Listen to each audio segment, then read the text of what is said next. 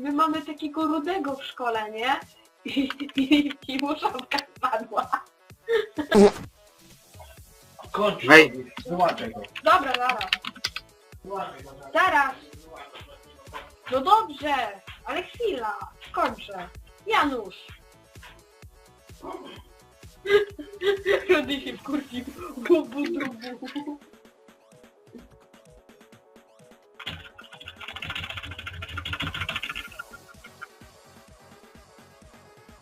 A, już ginę. Fuck, jeszcze pół, kurwa! Zawsze te pierdolone pół. Ja pierdolę, głupi pierdolony team. Później kurwa zaczęliśmy na początku fidować, później ja zacząłem fidować, później każdy zaczął fidować. Kurwa 0 dragonów, 0 baronów.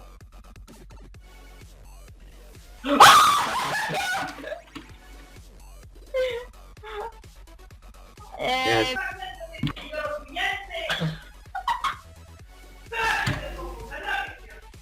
Chwila.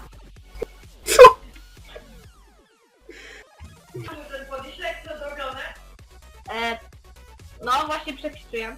Zaraz kurwa przepiszesz, bo ja ten komputer jest godzina i późna. A ty teraz przepisujesz. To nie dajesz czasu. No nie!